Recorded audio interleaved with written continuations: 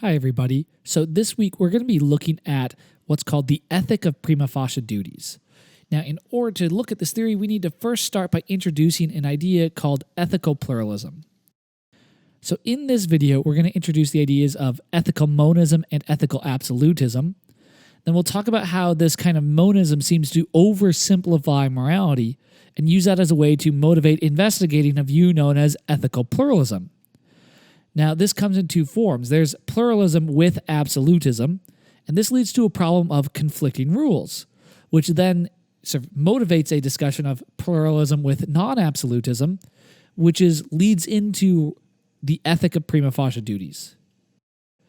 So ethical absolutism is the view that there are absolute moral rules that are always morally wrong to break. Ethical monism is the view that there is only a single fundamental moral rule. So a fundamental moral rule would be one that's not justified or explained by any more basic moral rule. It's a moral rule that's sort of metaphorically at the very foundation of morality. So for instance, let's say someone says, look, you shouldn't cheat on your test. And they say, well, why? And they say, well, because cheating is wrong. Notice they're explaining why it's wrong to cheat on a test by appealing to the more basic rule that says cheating is wrong. All right, so a fundamental moral rule is one that cannot be explained in that way by appealing to some simpler, more basic rule. So act utilitarianism. Let's consider this example. The principle of utility on this view is the single fundamental moral rule. So all other moral rules are justified or explained by appealing to this more basic rule. So, for example, consider the rule that says it's wrong to lie or it's wrong to kill. Well, you could say, well, why is it wrong to lie? Why is it wrong to kill? Well, because there's this more basic rule that says you must maximize overall utility. And killing leads to less overall utility, and lying leads to less overall utility. That's why it's wrong to lie, and that's why it's wrong to kill. We justify those rules by appealing to this more basic rule. Now, act utilitarianism allows for exceptions to the rules that say don't lie and don't kill. So, for instance, maybe in self-defense, it's okay to kill sometimes. But on this theory, exceptions to these other moral rules, like don't lie and don't kill, are justified and explained by appealing to the principle of utility. The reason it's sometimes okay to lie, the reason there are exceptions, is because there are situations where sort of lying will actually better follow the principle of utility that says maximize overall well-being. Now notice the principle of utility, however, is not justified or explained by reference to any more basic moral rule. If I say, why is it the right thing to do to maximize utility? Act utilitarianism says that's the foundation. There's nothing further than that. That's where you start morality.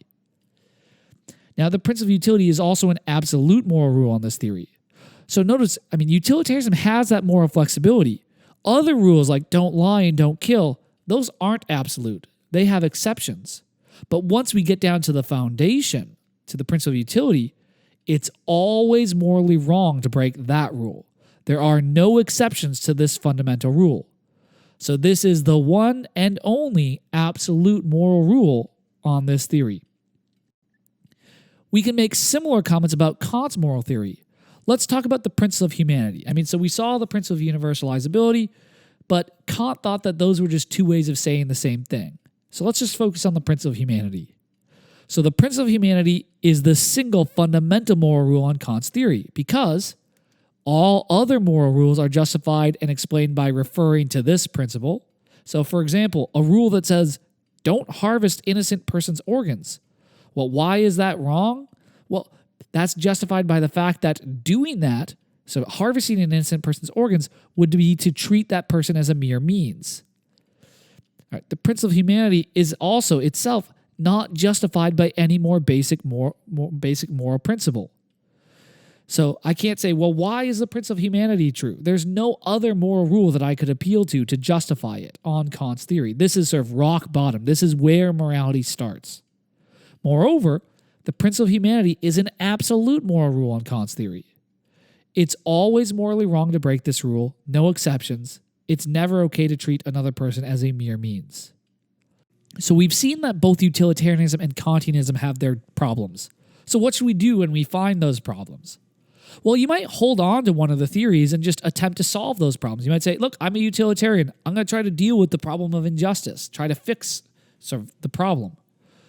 Or you could reject both theories and think, look, maybe we just need to find a better single principle to sort of give a foundation for morality. But there's a third option.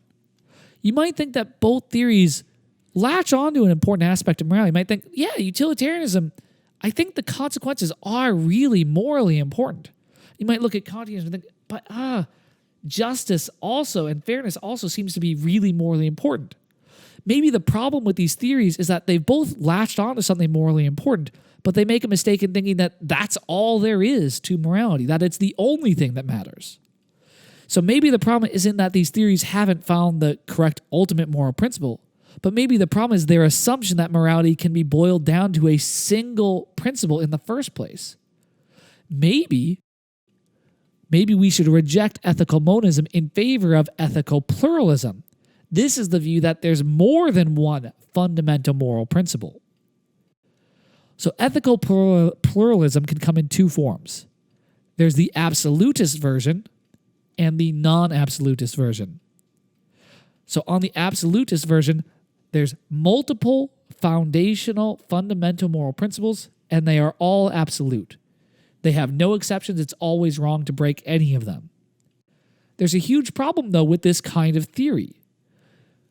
It's likely that the fundamental moral rules will come into conflict with one another, and when they do, if these rules are absolute, the theory is going to lead to a contradiction where the very same action follows one of the rules and is thereby required and right, but breaks another one of the fundamental rules and is thereby morally wrong. So just as a hypothetical example, imagine that someone says there's two fundamental absolute moral rules. The rule that says keep your promises and the rule that says don't kill innocent persons. Well, what happens when someone makes a mistake and promises to kill an innocent person? Well, now it looks like if they kill them, they break the rule that says don't kill innocent people, but they follow the rule that says keep your promises. And so one of the rules says that it's required to kill this person, and the other rule says you're required not to kill them. It looks like it's both right and wrong, and now the theory's led into a contradiction. So it's for these reasons that W.D. Ross defends an ethical theory that is the non-absolutist version of ethical pluralism. On this view, there's multiple fundamental moral rules. So there's rules that are all at the sort of bottom of morality where they can't be justified by appealing to any other more basic rule. But those rules are non-absolute. In some situation, it might be morally acceptable to break those rules. So Ross referred to these kinds of fundamental moral rules as prima facie duties as opposed to absolute duties. Thus, our topic for this week is looking at this ethic of prima facie duties. That's it for this video. Next time, we're going to take a closer look at the concept of a prima facie duty and see how Ross uses it to build a larger ethical theory.